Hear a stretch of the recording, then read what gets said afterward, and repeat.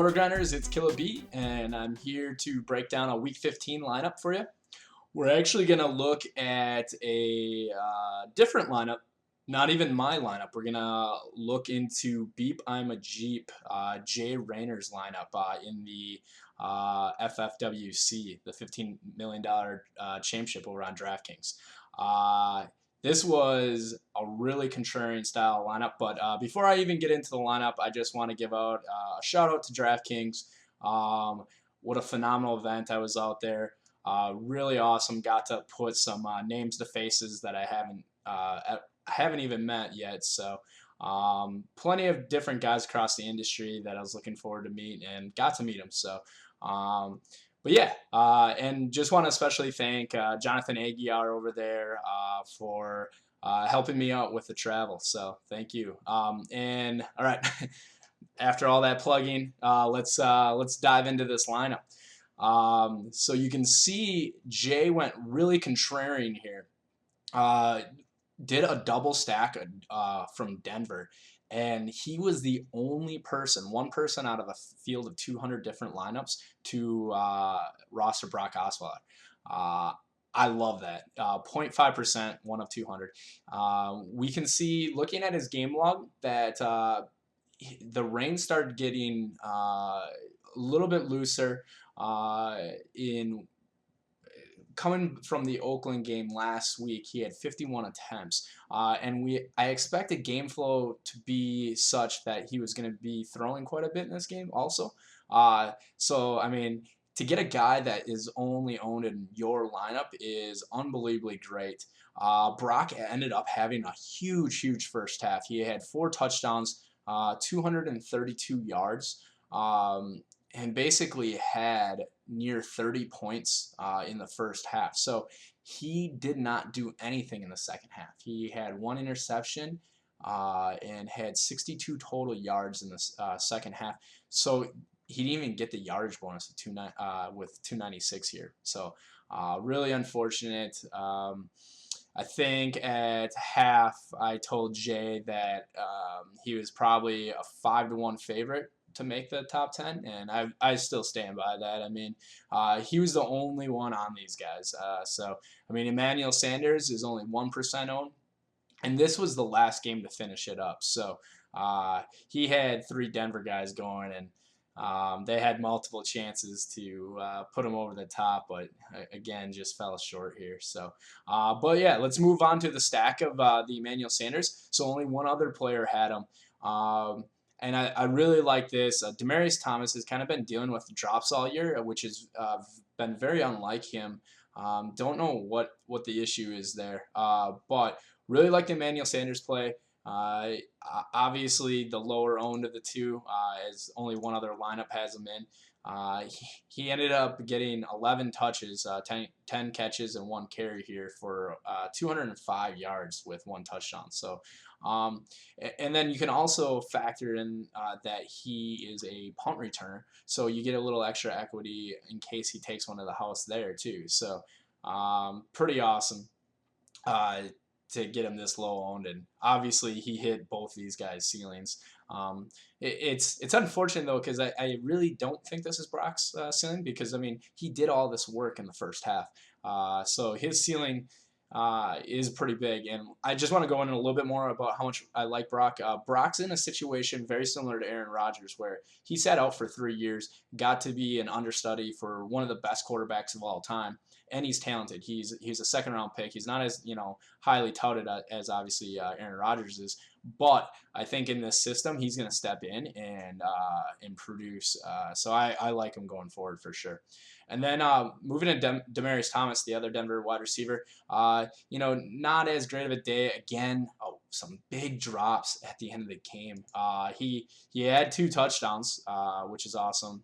5 catches, 61 yards, 19%. So he's definitely popular, or somewhat popular.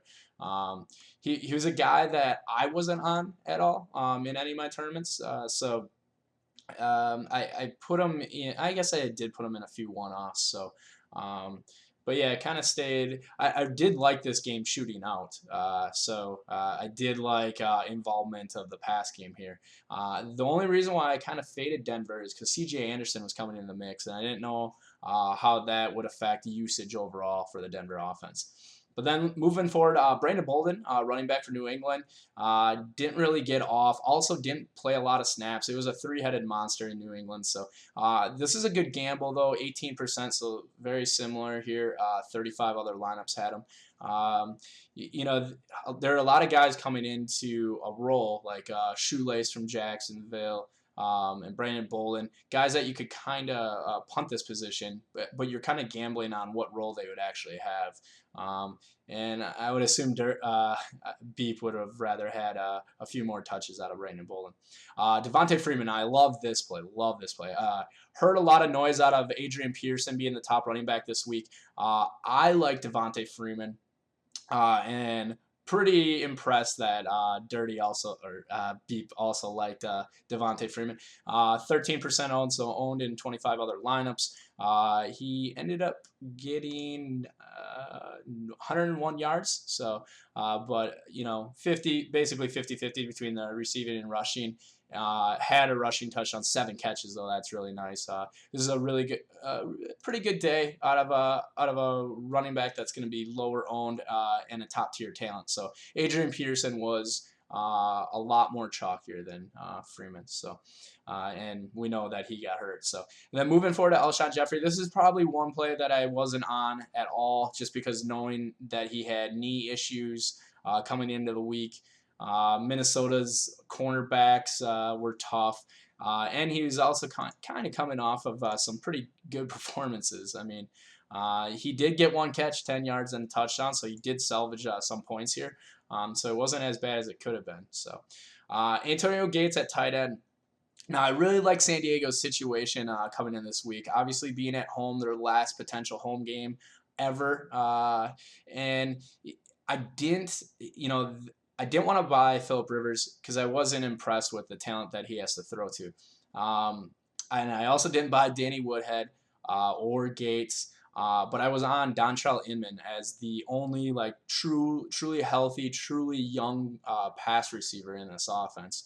But Gates here, I think maybe Beep probably bought the narrative of San Diego, and you could tell a lot of people were on this play. So 35.5%. That means 70 other people were on Antonio Gates here. And then at flex, Jeremy Maclin, 50.5%. So I mean, 101 people rostered Jeremy Maclin. I didn't like the game flow here. KC favored by 2 was it 2 touchdowns? I forget. I know they were favored by maybe it was a touchdown. I'm sorry. I'm thinking New England. But yeah, favored by a touchdown. I was all over Sharkandrick West. Getting the lead roll